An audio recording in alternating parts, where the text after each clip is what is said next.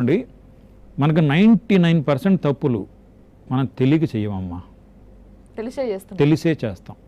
కానీ అవసరాలను బట్టి ఇప్పుడు ఇన్సూరెన్స్ అవసరం అని మనకు తెలుసు, కానీ ఎంతమంది చేస్తున్నారు? చేయరు, ఎందుకంటే అది డిలేలో ఉంది కదా.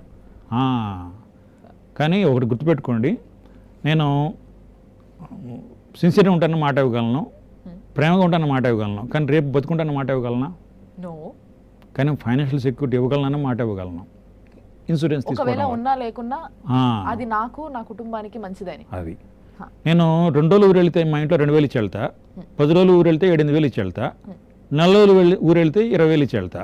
పర్మనెంట్గా పోతే ఎంత ఇచ్చిపోవాలి? అదే ఇన్సూరెన్స్. ది గ్రేట్ లైన్ అనుకోవచ్చు సార్ ఇది నిజానికి. ఎందుకంటే ప్రేమ అనే దాన్ని ఎక్స్ప్రెస్ చేయడానికి మళ్ళీ డబ్బే కావాలని ఇందాక మాట్లాడుకున్నాము, కానీ దట్ ఈస్ ఈక్వల్ టు అన్నది ఆన్సర్ రాలేదు, ఇప్పుడు వచ్చింది. చూసారు కదా, ఆ ప్రేమని ఇప్పుడు మన తల్లిదండ్రులన్నా ఎవరన్నా, మన తల్లిదండ్రులకి మనమన్నా, లేకపోతే కోడళ్ళు కొడుకులు ఎవరు ఉంటారో మన తర్వాత మన ఇంట్లో మన పిల్లలు, వీళ్ళందరికీ మనం ఏ తీరుగా మన ప్రేమను అందించగలుగుతాము అని అంటే ది బెస్ట్ థింగ్ అంటే ఇదే అనమాట.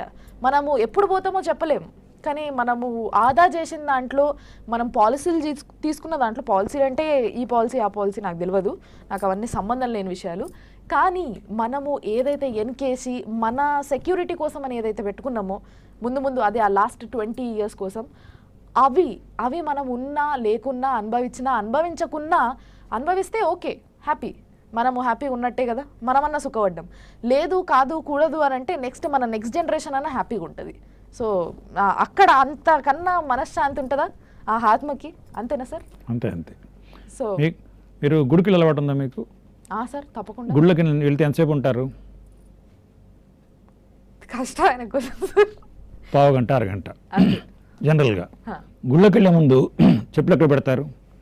బయట స్టాండ్లో ఎంత ఇస్తారు? 5 రూపాయలు. రేట్లు పెరిగినాయి, వాళ్ళు కూడా పెంచారు కదా. అవును సార్. అంటే గుడ్ స్టాండ్లో పెట్టకుండా బయట పెడితే మీ చెప్పులు పోవచ్చు పోకపోవచ్చు, అయినా రిస్క్ ఎందుకని మీ సెకండ్ హ్యాండ్ చెప్పుల్ని పావు గంట కోసం 5 రూపాయలు పెట్టి ఇన్సూరెన్స్ చేయించి గుళ్ళోకి వెళ్తున్నారు కదా. మరి సెకండ్ హ్యాండ్ చెప్పులకి ఇన్సూరెన్స్ చేయిస్తున్నారు కదా, మరి మనకి ఇన్సూరెన్స్ అవసరం లేదా కదా? చెప్పుల కంటే హీనమైందా జీవితం? ఆలోచించాలి, ఇది నిజంగా ఆలోచించాల్సిన అవసరం లేదు, ఆన్సర్ వచ్చేసింది డైరెక్ట్గా. కాబట్టి మనం మన కోసం సంపాదించాలి, మన వాళ్ళ కోసం సంపాదించాలి, ప్లానింగ్ కావాలి. Insurance basic need. మనకు తెలిసిన వాళ్ళు ఎవరైనా చనిపోతే ఫస్ట్ వాళ్ళు ఏడుపు తగ్గని ఫస్ట్ క్వశ్చన్, చేయించారా ఇన్సూరెన్స్ అడుగుతారు. చేయించిపోతే ప్రేమతో ఏడుస్తారు, చేయించుకున్నా పోతే దీనిపైన no comments sir. Insurance policy is the best love letter you can write to your family members in your absence.